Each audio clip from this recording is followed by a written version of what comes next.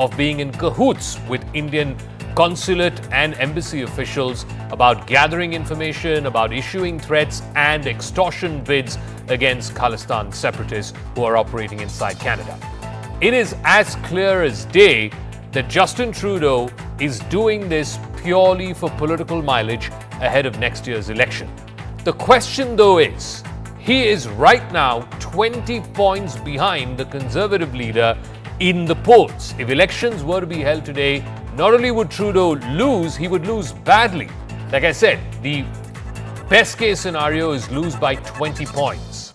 The question then is, why would anybody sacrifice a diplomatic relationship as important as the one that is with India at the altar of domestic politics?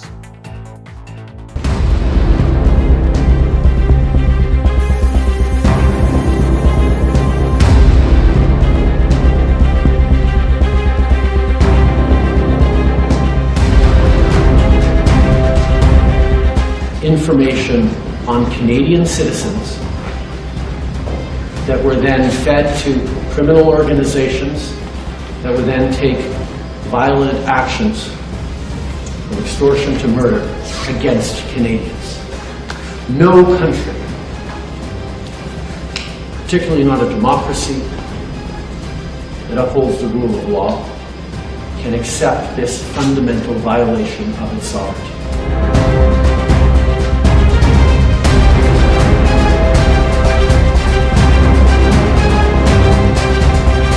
One organized crime group in particular, which is the Bishnoi group. So that's what we're seeing here in Canada. And we believe that that group is connected to agents of the government of India.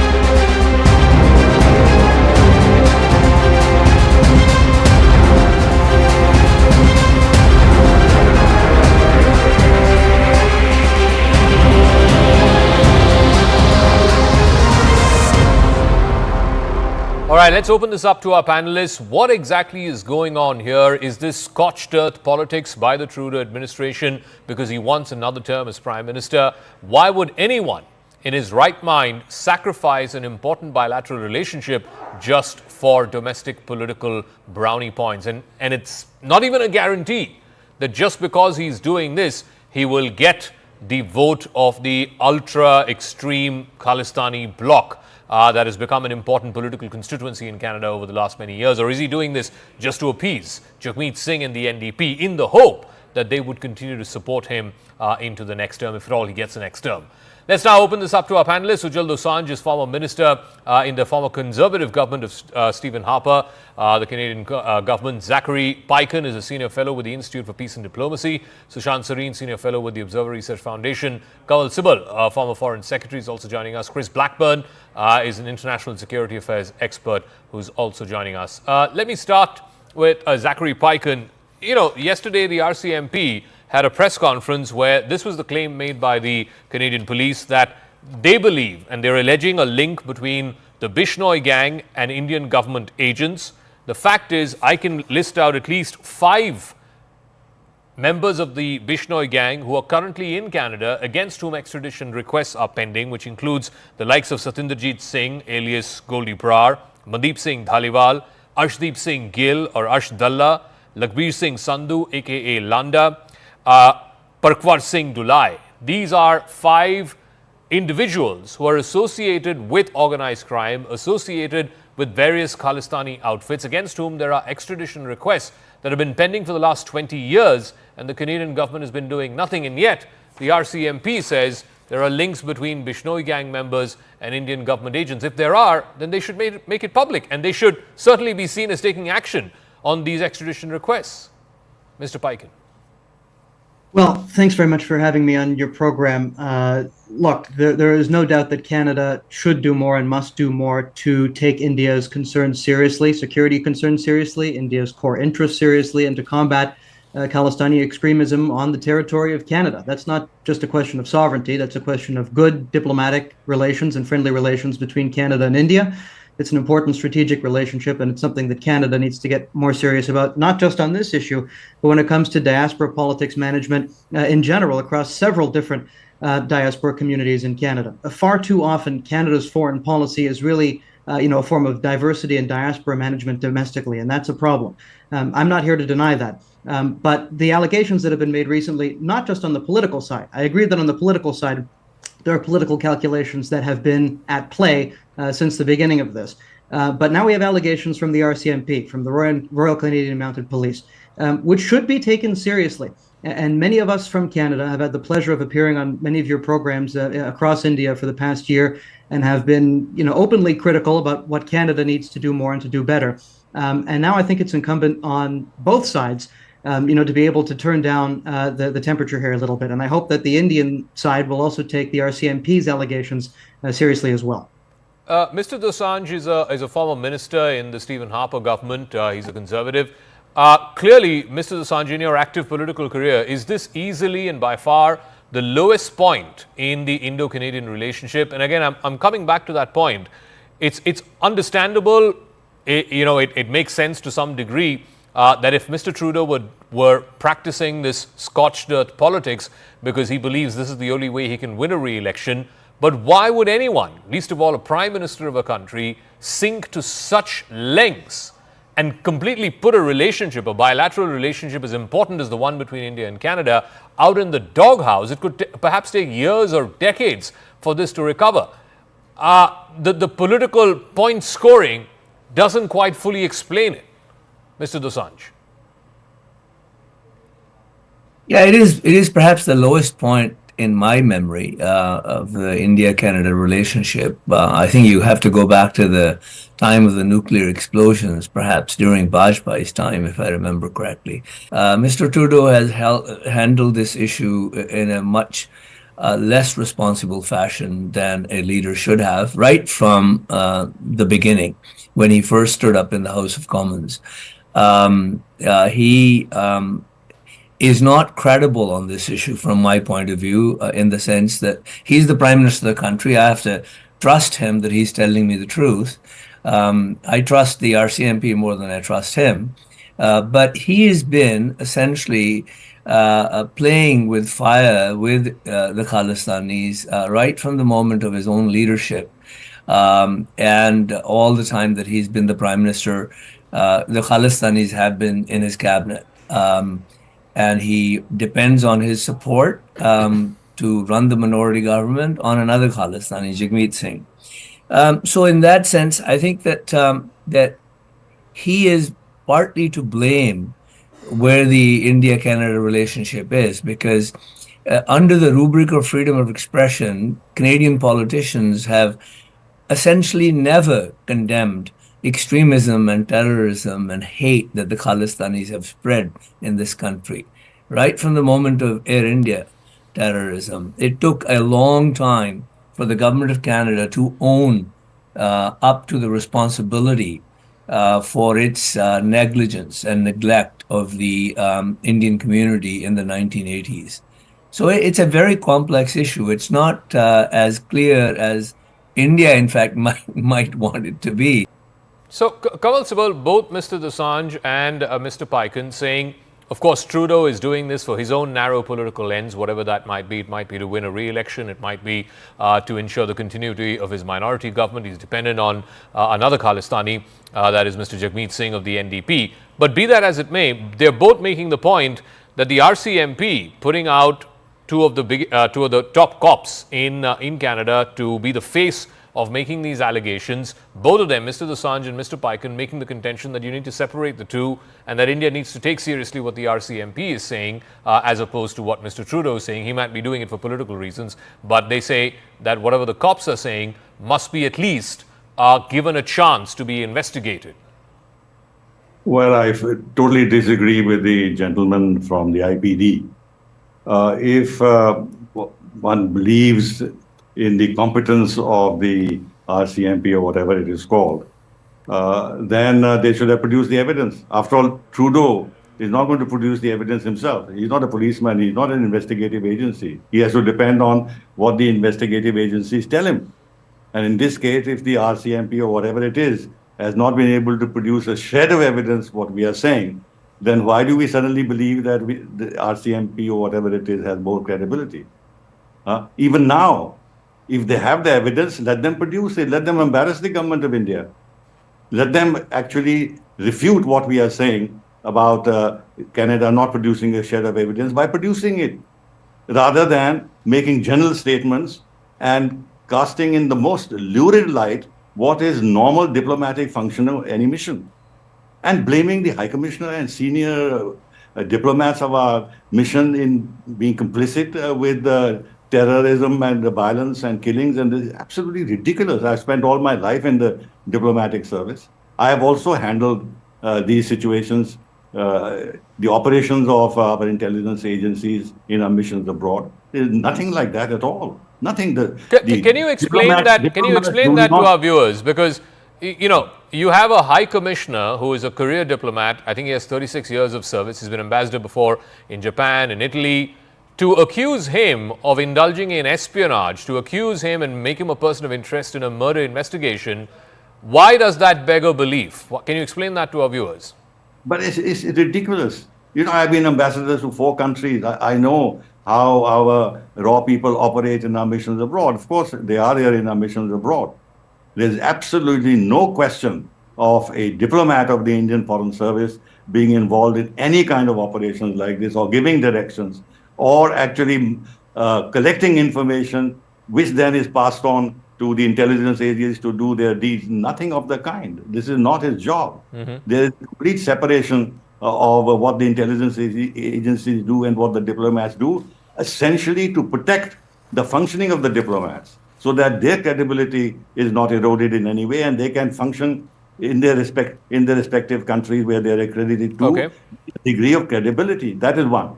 The other is, look at what happened in the 1986 Air India bombing. It's the same RCMP or whatever it is.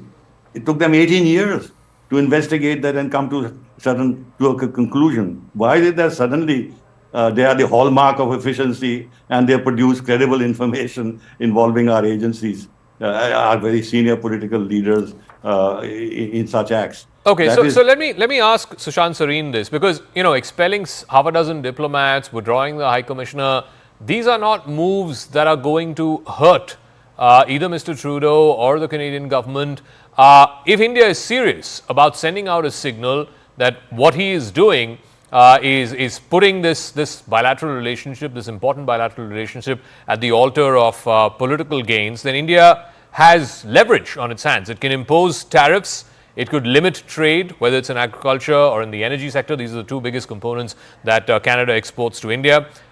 We are right now, can you believe it, even as we speak, we are right now having a negotiation with Canada on a comprehensive economic partnership agreement. Why on earth would you want to get into a comprehensive economic partnership with a government, with a prime minister who publicly accuses the Indian government and Indian government officials of killing Canadians on Canadian soil and not providing a shred of evidence to back that up in a year and a half now?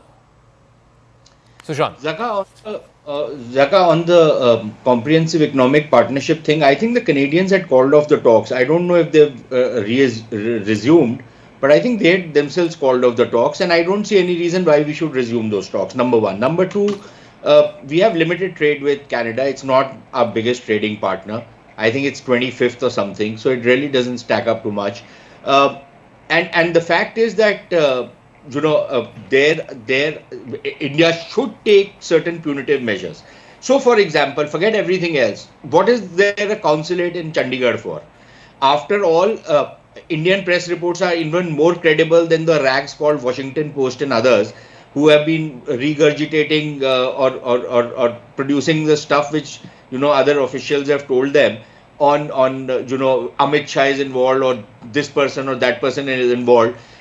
There are specific allegations against Canadian diplomats that they have been facilitating some of these gangsters, they've been facilitating terrorists, they've been hobnobbing with some of these characters. Why is the consulate still open? Why can't we shut it down? Let them shut down whichever consulate of ours they want to. How does it matter to us? Okay, fine, there are some Indian citizens out there. But look, let's face it, the Canadians have never given a damn about Indians or people of Indian origin in Canada unless they are Khalistanis. Because what did they do after the Air India bombing? How much did they care for the people, the victims of the Air India bombing? And they didn't care because there were no white men involved. So they didn't bother, and the voters for them were the Khalistanis. So they continued. This was Trudeau's dad. So the son, the apple does not fall very far from the tree. The son is doing the same thing. But let's come back to what is happening right now. RCMP, I think Ambassador Sibal spoke adequately on that. If RCMP is such a great organization, why did they not come out with specific facts yesterday? When on, and it was with unseemly haste that they were carrying out this press conference. What is that tearing hurry? Why could it not have been done after a couple of days? Was the sky falling, or was Justin Trudeau in great crisis that the RCMP had to come to rescue him politically by making these kind of scurrilous allegations? So what was the charge? The Canadian government says that Indians are the government of India or agents of the government of India are targeting South Asian communities. When a specific question is put, they say no, actually it's only some pro-Khalistani elements who are being targeted. What is the evidence that has been produced? Not a shred of evidence has been produced, only insinuations. And unless the Canadian RCMP is now into watching Bollywood masala films where they think that Lawrence Bishnoi's gang is some kind of a transnational organization, why don't they answer a simple question, which I think you have also put in your report initially, that the Indians have been asking the Canadian authorities that there are these gangsters involved in Lawrence Bishnoi gang who are taking refuge in Canada and are carrying out their nefarious activities in India. Why haven't the Canadians acted against that? We have given them far more credible information and actionable information to act against these gangsters, but they have been not doing anything about it. Since 2003, Mr. Blackburn is also on the broadcast. Since 2003, as many as 26 extradition requests have been pending in Canada, requests that have been sent by India against some of these dangerous terrorist elements. I'm going to read out the names: Goldie Brar, aka Satinderjeet Singh, Mandeep Singh Dhaliwal, Arshdeep Singh Gill or Arsh Dalla, Lakhbir Singh Sandhu, aka Landa, Parvkar Singh Dulai, and of course this Canadian American called Gurpant Singh Pannu. Now my point, Mr. Blackburn, is on the one hand, the Canadian police, and Sushant is a valid point, valid question to ask. It was Canadian Thanksgiving on Monday. On that day, for the Canadian police to come out and make these allegations, again without providing any evidence, for the Prime Minister to come out and repeat those allegations, again providing no evidence, the Foreign Minister to do the same, A, what was the tearing hurry, and B, what of these extradition requests which have been pending in Canada for the last 20 plus years? I think you're right to point out that the timing is very suspicious. Here's the RCMP comes out with a statement. There's been no sort of breakthrough on the ground. The court case has been adjourned, and that'll start later in the year. So really, there's been nothing really changed yet. Here was a statement by the RCMP, and then obviously the Prime Minister and his Foreign Minister.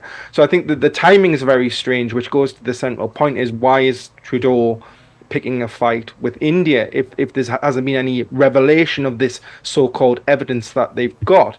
But we all know that ultimately the problem is Canada has a Khalistan problem. It's also got a radicalism problem. We know that even in Bangladesh, they've been calling for the killers of Sheikh Mujibur Rahman to be extradited from Canada. The Canadians have refused. We know that India's asked for criminals and terrorists to be extradited, and the Canadians have literally dragged their feet. And now this problem isn't new. We've known about it for decades. And I think Canada is a soft touch on terrorism, ultimately. And I think what this will ultimately do will backfire on Justin Trudeau, because we'll see that there have been cases that have literally the Canadians have kicked into the long grass for decades, and that needs to stop. It needs to change. Mr. Desange, admittedly, Mr. Trudeau faces elections, and I believe in this same press conference where he made these allegations yesterday, he was asked if he will run for a fourth term next year, and he said yes. Now, admittedly, he's a politician. He's going to do hook or crook to try and win those elections. But here's the reality. Most polls are suggesting Trudeau is trailing his Conservative rival by 20 points at least. So even if we were doing this to appease a micro minority within a particular vote bank, A, what's the guarantee that that vote bank is going to actually vote for him, given how unpopular he is? And two, I come back to that fundamental point. After saying, foreign interference, Chinese interference, and other interference, Indian interference in elections, a committee being formed, so on and so forth, again, not a shred of evidence has been put out in the public domain. He made the allegations against the government of India and its alleged role in the killing of Niger over a year ago in the Canadian Parliament. No evidence that's been put forth in the public domain since then. Again, why would he do this? Why would he put the relationship to the doghouse for an election that he is slated to lose by 20 points at least? Yeah, but I think that you have to admit that there must be a kernel of truth to the allegations that the RCMP are making. That's one thing. Put that aside. As to Mr. Trudeau's conduct, the fact is that all Sikhs aren't Khalistanis. A tiny minority of them are. Khalistanis are much more prominent because many of them have been violent and extremists, and they threaten people into silence. So most of the Sikhs in Canada don't say anything about these issues. The silent majority of the Sikhs have never been Khalistanis in Canada. And they might vote Liberal despite Mr. Trudeau because of their own affinity with Mr. Trudeau's father, who opened the doors to Canadian immigration in significant numbers. So those are, essentially different issues. I don't think that it's beneficial to Mr. Trudeau in terms of the votes.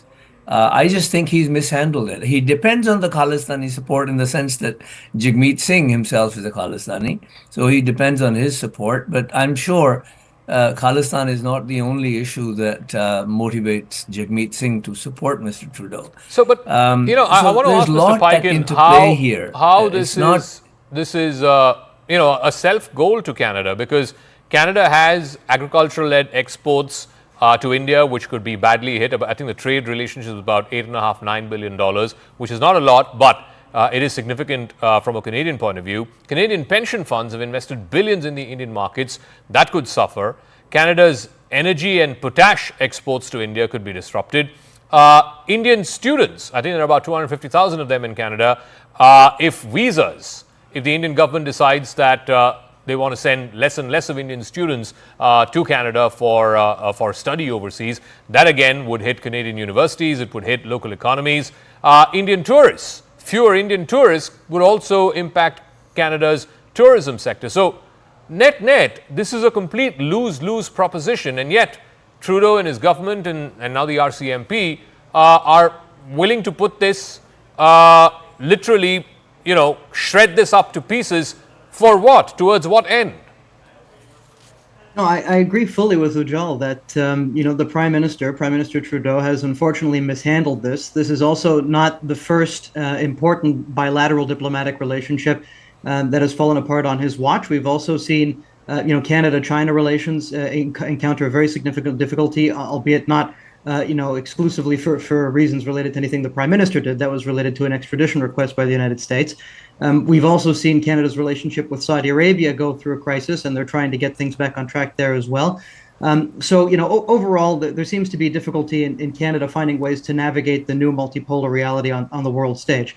All of that is true, and there are certainly domestic, political considerations here at play of various sorts, including the fact that there's another foreign interference scandal involving China that the perception is that Mr. Trudeau mishandled, and for that reason, he wanted to get out and ahead on the Indian allegations.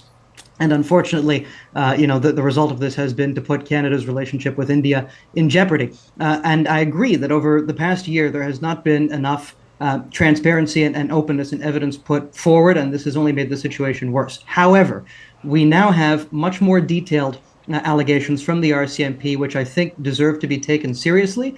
There are allegations that Indian authorities have not taken these allegations seriously, and that the Canadians have tried to present evidence, in fact, in confidential settings, as should be the case. This should be presented confidentially, given that we have an important diplomatic relationship, between Canada and India here. And it looks as if the Indians But have stonewalled can I ask Canadian a simple police. question? If it's the contention of the Canadian authorities that they have provided this evidence, the Indian government has said that there's been no evidence that's been provided. But if it's the contention, let's assume that the Indian authorities are lying. If the contention is the Canadian authorities have given this evidence and the Indian authorities are not doing anything about it, they're refusing to acknowledge it, why wouldn't the Canadian authorities make that public? Call out the Indian government, call out its duplicity. Yes, of Look, course. I'm not a legal expert here, so I'm not able to weigh in on whether or not it's possible to release evidence like this in the public in the middle of an ongoing case. What I am saying is, at least from the diplomatic and political standpoint at this point, that the ball has been in Canada's court for the past year or so, given the lack of detail on the allegations up until now. I think that the ball legitimately at this point is in India's court, and India has to make a strategic decision here. This isn't just a legal question, this is also a strategic decision. Is it more important for India to be able to show as a rising power, and let me finish on this, is it more important for India to demonstrate to the world as a rising power that it's going to push countries like Canada around, because it wants to make it clear that its core interests are not up for discussion? Or is the diplomatic relationship and the bilateral relationship between India and Canada more important to New Delhi? That's the question. If it's the latter, I hope that calmer heads on both I don't sides think any will prevail. country, rising power or risen power, would sacrifice its core interests for anything, or should sacrifice its core interests for anything. And this is where the problem is, and I want Kawal Sibal to weigh in on this. Mr. Trudeau and his Liberal Party and the allegations that have been made by the RCMP all somehow seem to point to the direction that this is being done at the behest of a few individual officials, or this is being done by Mr. Modi because he has a muscular foreign policy and so on and so forth. No, these are people who are calling for actively dismembering India. This is a direct challenge, a threat to India's territorial integrity and sovereignty. And no democracy should see that as being kosher. It's as simple as that. I mean, Khalistan is not some bunch of peaceful guys who are saying, okay, let's try and find a way to integrate into this whole thing. Let's try and find if we can find, more autonomy. No, they are calling for actively dismembering an established sovereign part of India. I mean, that should be unacceptable in any democracy. Kawal Sibal. Well, that is true. But if the Canadian government and Trudeau allows these forces to operate on his soil and rejects all our protests and our demands, then there's nothing all that much we can do about it, except to dilute the ties with Canada in every possible area. That option is open to us. But I'll come back to what was said earlier. Suddenly, we are being accused of not being sufficiently responsive in terms of responding to Canadian allegations, and RCMP suddenly has acquired a great deal of credibility. Now, Trudeau has gone on a limb last September in Parliament, and now again he has come out with a lot of statements against India. Now, for his own credibility, he should be able to produce evidence. Now, they have leaked evidence about the Doval meeting with two of the senior officials, Deputy National Security Advisor and the Deputy Head of their Foreign Office in Singapore. They have leaked a lot of information about that and what transpired.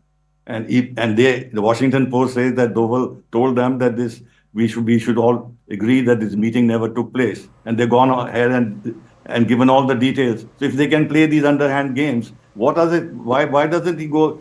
Trudeau himself or the RCMP gave details, broad details of what the allegations against India are, instead of actually ridiculously saying that our High Commissioner and senior officials are involved in this.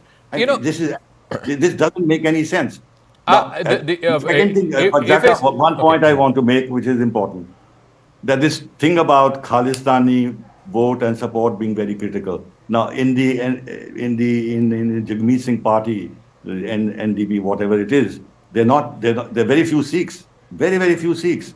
And as was said by Mr. Dosanjh, the large majority of the Sikhs are against these Khalistani. So why is it that suddenly we believe that Mr. Trudeau has become a hostage to a small gang of people who, in the larger scheme of things, actually don't matter very much for his re-election? Okay. So why are we duping ourselves by accepting these false arguments that are being made, that he needs the support of the Khalistani elements for his own re-election. No, so let me I think also, it's come back to a Mr. problem. Paikin's point about, okay, you don't want to reveal this in the public domain because these are matters of espionage or whatever it is. But Sushant Sareen, here's the thing. Ultimately, this is a murder investigation, right? You have to provide the evidence to a court of law. A court of law has to judge whether that evidence adds up in trial, right? 3 people have been arrested, and I'm not here holding a brief for those 3 people, but ultimately, whether those 3 people are guilty of murdering Nijar has to be decided by a court of law basis the evidence that the police will submit in court. Why hasn't the police done that in the court of law either? You look at the American example, the whole Nikhil Gupta episode, the threat to Pannu, right? How did that come to light? How did that come to the public domain? Because it was filed in a court of law and eventually it was unsealed. Ultimately, this information, if as Mr. Trudeau is saying and the RCMP saying, oh, there's evidence, that evidence has to come to the public domain either through a court of law or they should choose to put it out in the public domain.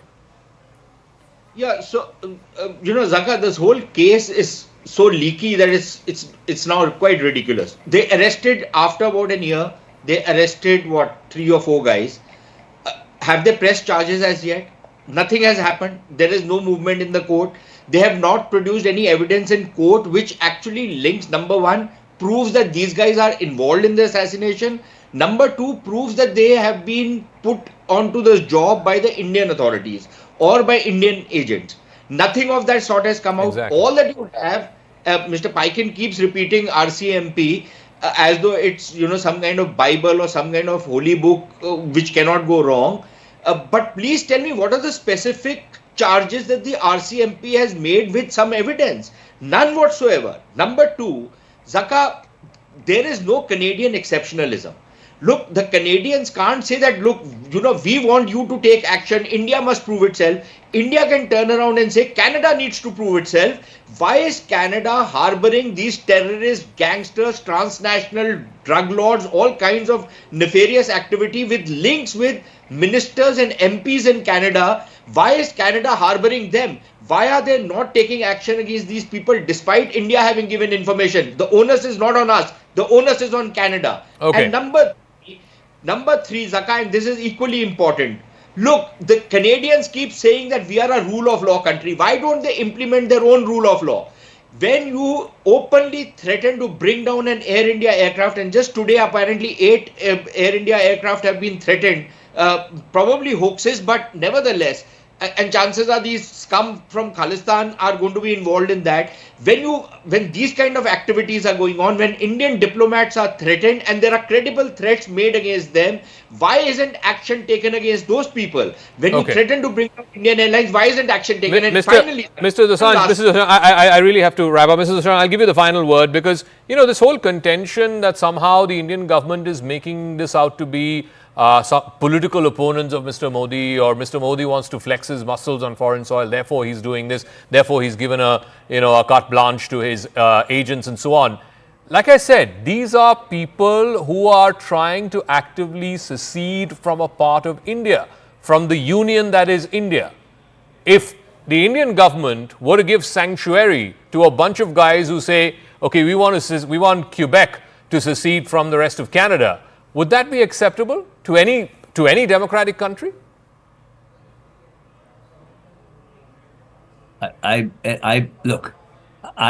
fully support the integrity of unity and integrity of India, and I think that government of Canada, by policy, is committed to the territorial integrity of fellow democracy. There's no question.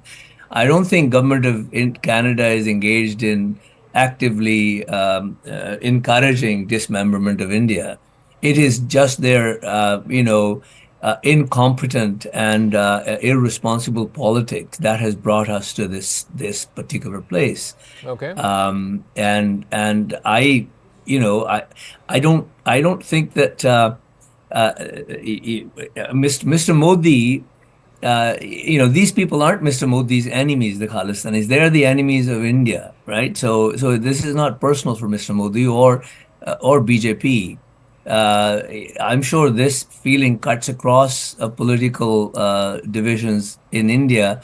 That that you have these groups of people in places like England, Australia, Canada, US, sitting around trying to, All right. make plans to dismember India, I'm which is glad you said that, absolutely, Mr. Dosanjh. We'll have to leave it at that. Thank you very much for all our panelists in joining us. We'll see how this story moves forward. As of now, 6 diplomats from either side have been expelled. India has withdrawn its High Commissioner after he was named as a person of interest. Whether or not this further escalates, we'll wait and watch, but I suspect it will before it dies down. But let me now move on to another story, again concerning diplomacy. Remember, Pakistan is hosting the SCO Summit.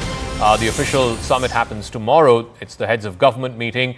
Shehbaz Sharif, the Pakistan Prime Minister, is hosting all the visiting dignitaries. You can see the pictures of the Pakistan Prime Minister welcoming Foreign Minister Jaishankar, Dr. Jaishankar, who is representing the government of India at the SCO delegates meeting. This is the dinner that's being hosted by the Pakistani Prime Minister, and you can see a firm handshake being exchanged between Mr. Shehbaz Sharif, the Pakistan Prime Minister, and Dr. S. Jaishankar, India's External Affairs Minister. The official meetings of SCO will begin, the heads of government meeting that will begin tomorrow morning at 10 a.m. local time, and we'll have that covered live here on CNN News 18.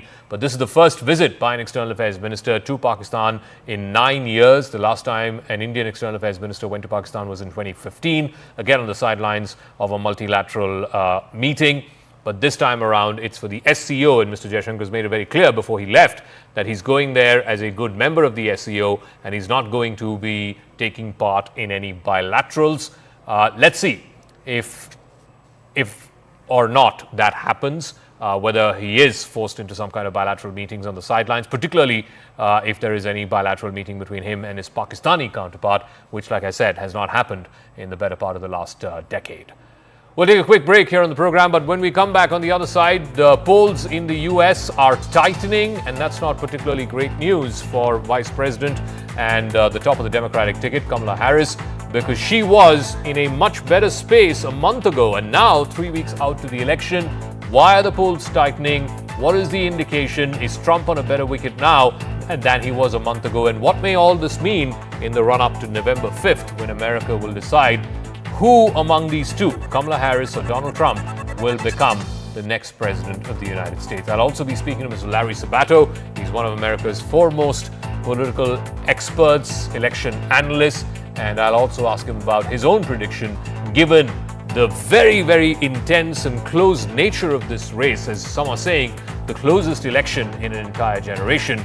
We'll try and make sense of this with Larry Sabato right on the other side.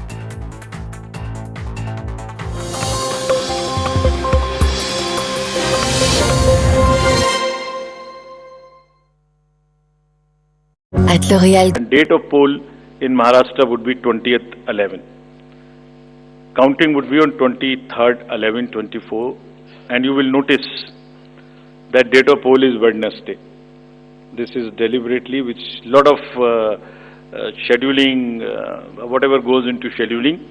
We have tried that it is midday, so that issue of urban apathy is handled. And in case of urban apathy, we are really very concerned. We want to make appeal through you to all our esteemed voters in the urban areas to please come and vote. It's not a healthy trend which is reflected. If I give you a brief of what is happening across the elections in the urban apathy, we will share this slide with you. If you look at various states, you look at Gurgaon, you look at Faridabad recently. Last elections, you look at Jubilee Hills, Hyderabad. You look at Bangalore South. You look at Gujarat, Gandhigram, Kolaba, Mumbai City, Pune, Thane, all are much below the state averages of each state. We will be conducting a special meeting of the municipal commissioners and DOs within a week's time to appeal again to do whatever we can do to motivate the voters in the urban areas, but the trends are really not good. If I show you the Lok Sabha, that was the Lok Sabha. If I show you legislative assemblies, see the lowest. The Kolaba was just 40%. 62 of 64 urban ACs in Maharashtra were less than the state average in 2019. So was the case in the parliamentary elections 2024 also. And just to give you a contrast, if you compare, so what was the situation in Lok Sabha in Kalyan was 50%, Mumbai South 50, Mumbai North, Thane, Pune, Mumbai South, everything 53%. And these were the lowest 6 parliamentary constituencies out of the lowest 10. So that's the state of the urban apathy. We would be doing everything to counter it. Last time in 24 elections, we had all celebrities, all corporates, Amul, everyone involved. We'll do it again. And we'll also, at this point, emphasize that this contrasts with a very positive trend in the constituencies like Doda, 72%, Riyasi, 74%, Punch, 74%, Rajouri, 71%. If they can go 70 plus, Kolaba can also go 40 plus. In 24 Lok Sabha elections, Bastar was 68%, 69%. Gadchiroli, Manipur, states after state, tough areas. So we'll be requesting through you, we'll have a special drive this time for the slum areas in urban areas and also the colonies, all alike, to have a real urban push. I do not want to name a specific thing, but there are booths in Faridabad and Gurgaon in the recently held elections, and they are the poshest places where voting has been around 20%. So again, we will be doing a lot of work on this to do whatever we can do to attract the urban voters. Now, friends, coming to Jharkhand. Jharkhand एक बहुत ही समृद्ध state है, बहुत ही उसकी विरासत है, और वहां पर हम फिर से अपील करेंगे कि सब वोटर्स अधिक से अधिक मात्रा में वोट दें. Schedule would be like this. Jharkhand would be in 2 phases. The date of poll, first phase would be on, date of poll would be on 13th November, and the second phase would be along with Maharashtra on 20th November, and date of counting would be 23rd 11, that is Saturday. With this, we end our presentation with the request that through you, that all the voters of Jharkhand and Maharashtra कृपया बाहर आइए, कृपया vote करिए. लोकतंत्र के उत्सव में आपकी भागीदारी कि हम बहुत ही रिक्वेस्ट करते हैं, अपील करते हैं आपसे. Thank you very much. So by so we will come back. We'll come back. So, okay. Sorry. By elections also. By elections. We have 48 ACs and 2 PCs in 15 states. They will also undergo the elections this time. All the 48 ACs and 2 PCs, the schedule would be like this.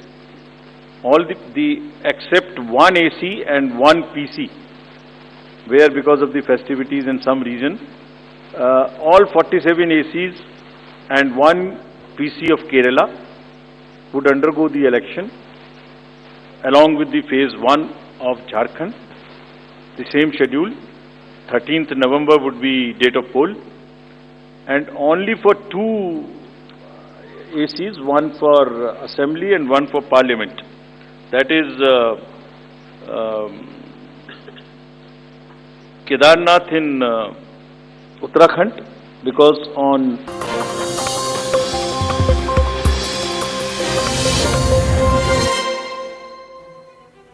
So less than 3 weeks to go for the US presidential election, and what many are saying is the closest election in an entire generation between Kamala Harris of the Democratic Party and Donald Trump of the Republican Party. Let's try and explain to you on the magic wall why this is such a close race. For Kamala Harris, if she has to win the White House, she has to win what is called the Great Lakes states, so the blue wall states of Wisconsin, Michigan, Pennsylvania. Between them, they have 44 electoral college votes, 10 in Wisconsin, 15 in Michigan, and 19 in Pennsylvania. That's the biggest of the blue wall states.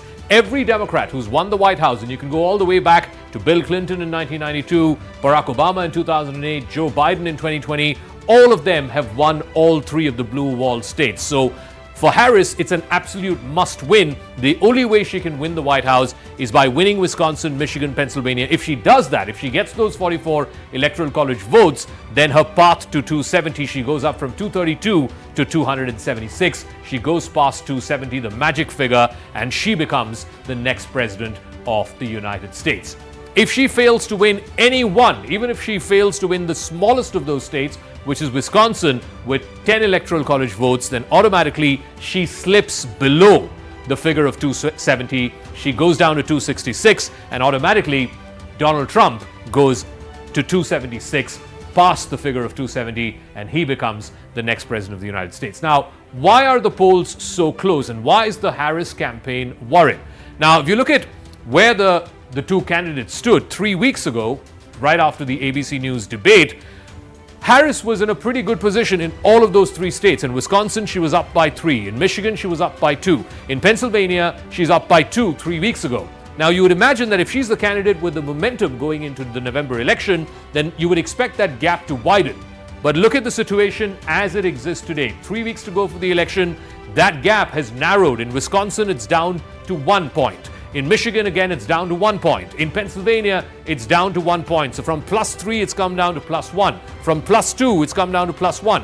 From +2 again in Pennsylvania, the biggest state, it's come down to +1. So Harris's campaign is worried that instead of widening the lead in these three battleground states, she's actually narrowing the lead, and that is a cause for concern. Now, historically, if you were to look at why this is bad for Kamala Harris, look at the last two election cycles. 2016, Hillary Clinton lost to Donald Trump, and 2020, when Biden won against Donald Trump. Hillary Clinton, at this point of time, in October, middle of October 2016, she was leading Trump in these three battleground states by +5. She went on to lose all three despite leading +5. She lost Michigan, she lost Pennsylvania, she lost Wisconsin despite leading +5 going into the November election.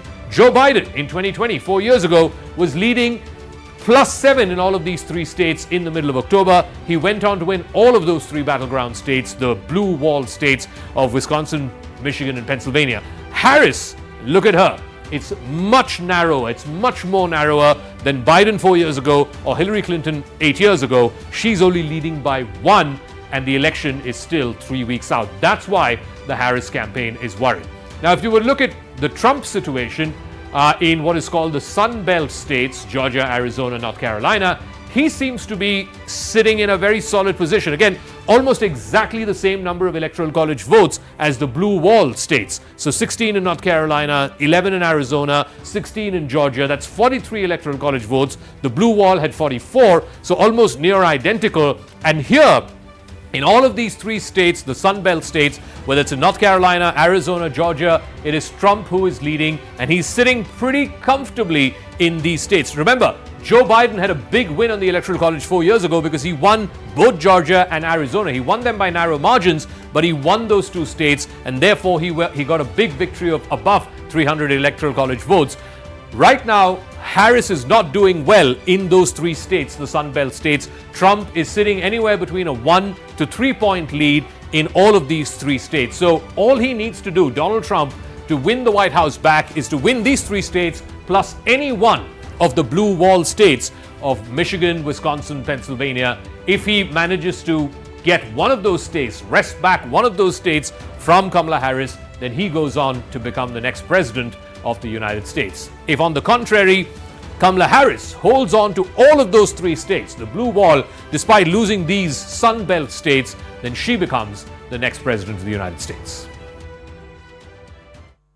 So it is easily the closest election that the U.S. race to the White House is seeing in a generation. It is as tight as it gets between incumbent Vice President Kamala Harris, who's won the Democratic ticket, and former President Donald Trump, who's won the Republican ticket. So let's try and make sense of this. I'm now joined by Mr. Larry Sabato. He's with the Center for Politics at the University of Virginia, one of the preeminent political scientists in America, and also an election watcher and somebody who has got a knack of predicting who is likely to win the race to the White House. Thank you very much, Mr. Sabato, for speaking with us here on CNN News 18. Kamala Harris, of course, seems to be leading nationally in most of the opinion polls that have come out, particularly on the popular vote. But in some of the battleground states, the gap seems to be narrowing, particularly in what's called the Great Lakes states, Wisconsin, Michigan, Pennsylvania. How concerned would you be if you were at the Harris campaign right now, 3 weeks out from the election, with the gap seemingly narrowing? They've always said that it would be close. In fact, Vice President Harris has called herself the underdog repeatedly. I don't know that she's the underdog. I think this is truly a dead even race, and I agree with the characterization that it's the closest since 2000, the race between George W. Bush and Al Gore. But look, the swing states are not representative of the country as a whole. Essentially, the swing states are a bit more conservative, a bit more Republican than the country as a whole. And this is all because of the electoral college system that we still have left over from 1789, back when we didn't have a popular vote at all.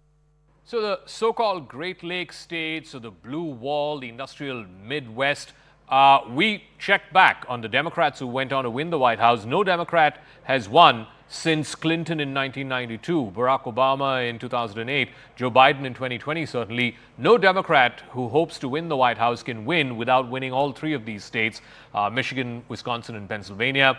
And the fact that Harris last month, right after the debate, enjoyed almost a 3 percentage point lead in those states, and that now is down to just 1% in those three blue wall states.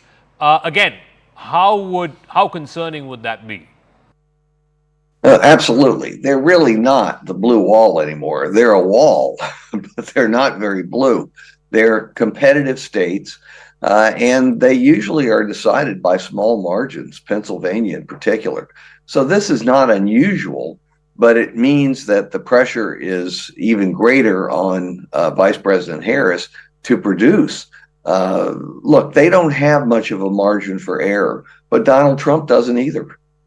On the other hand, Mr. Sabato, the so-called Sun Belt states, Georgia, Arizona, North Carolina, again, all of those states Trump seems to be leading in. I want to know your thoughts on whether the recent hurricanes there will have any impact on these states at all. But so far, the polling seems to show that Trump is leading in all of those states. Again, the reason why the 2020 election was so competitive was because Biden won both Georgia and Arizona. But do you see Harris being able to compete in any of these three states in a way to lessen her dependence on the blue wall or the Great Lakes states? Well, they're already competitive. I would say Arizona is probably the most Republican leaning, even though Joe Biden won it 4 years ago, but he won it by a tiny, tiny sliver of the vote. And Arizona normally votes Republican, so that's not a surprise. And really, Georgia is much the same way. Biden barely won it. We all remember the famous call from President Trump to the Secretary of State in Georgia, requesting that he somehow find enough votes for Trump to actually win the state. Now, North Carolina is going to be interesting because of the recent hurricane. The western part of the state does have some Democratic vote concentrations, but mainly it's a Republican area. And there's such dislocation there. Many people have scattered. They're not even living where they normally are. It's not going to be easy for them to vote, even though the authorities are trying to make it easier. That could affect the final balance. North Carolina is usually won by Republicans by a point or two or three. Well, this could affect a point or two or three.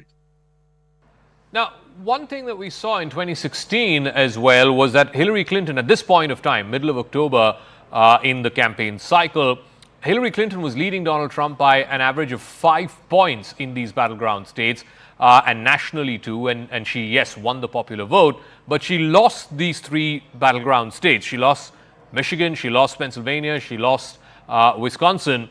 What are the chances that might happen again, that Harris wins the popular vote, as she's expected to because she's leading most of the polls nationally, but she ends up losing the Electoral College? Oh, absolutely. That's the great fear among Democrats.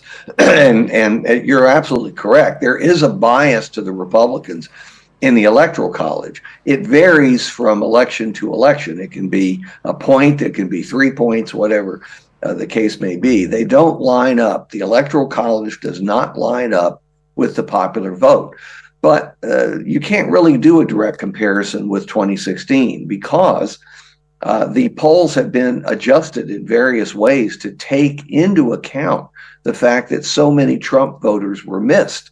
Many of them wouldn't participate. They rebel against the establishment. They view the media polls as part of the establishment. But there have been ways that we found that do adjust the polling numbers. So these numbers are closer to reality. No one will know until after the election how close to reality. So let's talk about demographics, and you would imagine that the strong suit for the Harris campaign would be votes of minority community, whether it is minority men or women. Women, of course, much more enthused by the Harris campaign. But is it concerning to the Harris campaign that Hispanic men and African-American men are less enthused by her campaign as, let's say, some of the black women and Hispanic women are? Is that a matter of concern? Let me broaden it out. Women generally are very excited about Harris's campaign. Not all of them are voting for Harris, but she's winning a considerable majority of women. Men are voting for Donald Trump, just as they have done in 2 other presidential elections. And so men will end up supporting Donald Trump disproportionately. The question is, what is the balance? Right now, it depends on which poll you look at. Women are supporting Harris to a greater degree than men are supporting Trump, though there have been some polling exceptions. I don't know that in the end the gender gap will be quite as big as it is now. Often the pre-election polls are exaggerated compared to what people do in the end, which is to follow their partisan identification. So we'll see. Now, as far as black men are concerned, I think that is being exaggerated. The last time black men supported Joe Biden overwhelmingly, and yet he got higher support from black women. That is the norm. Black men are inclined to be a little more Republican, but 80 to 85% of black men still vote Democratic. So we can exaggerate these things. The real threat for Kamala Harris is in the Latino vote, the Hispanic vote. That's where Republicans have been making significant gains in both men and women, but particularly men. And on the 2 issues which Americans feel like matters most to them in this election cycle, one, of course, happens to be the state of the economy, and they have a very dim view. The average American has a very dim view of the state of the economy, their own sort of economic state compared to 4 years ago. The issue of immigration, which the Republicans have made a huge talking point in their campaign, both Trump and J.D. Vance's running mate. But on the issue of abortion, naturally, the Democrats feel more enthused. That's an issue that's working for them. The other 2 big issues, economy and immigration, how much of a concern is that? Oh, I rate abortion, economy, and immigration at about the same level because you have to look beyond the poll numbers. You look to what actually moves votes. That's the only thing that matters at an election. So people think the economy is getting much worse. It is not. The objective data is quite contrary to that view, but it's what people believe that matters in elections. But that moves a certain number of voters, but actually immigration and the border moves more voters in a Republican direction than inflation does. And abortion is the best card that Kamala Harris has because women of all ages, even women who would not avail themselves of abortion services, they have daughters and granddaughters and friends, young women friends, and they are affected by the decision of the Supreme Court produced by Donald Trump. So these are all issues that will mix together and will move voters in large numbers. It is impossible to tell in advance how many will be moved for each of these matters. And finally, Mr. Larry Sabato, I don't know if you're a betting man, but if you were to be a betting man, who would you put your money on to be the next president of the United States? I would not bet my money. In fact, I'm prohibited by statute here from betting because of what I do. So I'm not allowed to bet, and I give the same answer to interviewers who ask me that question. That's a good question, but I'm not going to answer it. All right, Larry Sabato from the University of Virginia Center for Politics. Thank you very much for your time, for your thoughts and Very insights. good questions. Thank you.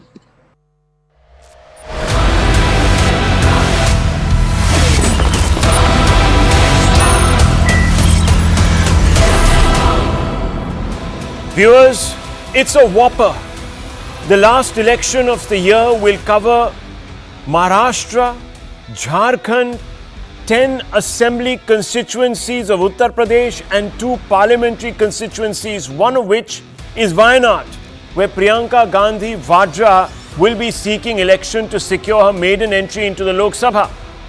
Viewers, you can't have a greater referendum on either side. Results will be out on the 23rd of November, so book your front row seat with CNN TV 18 in advance.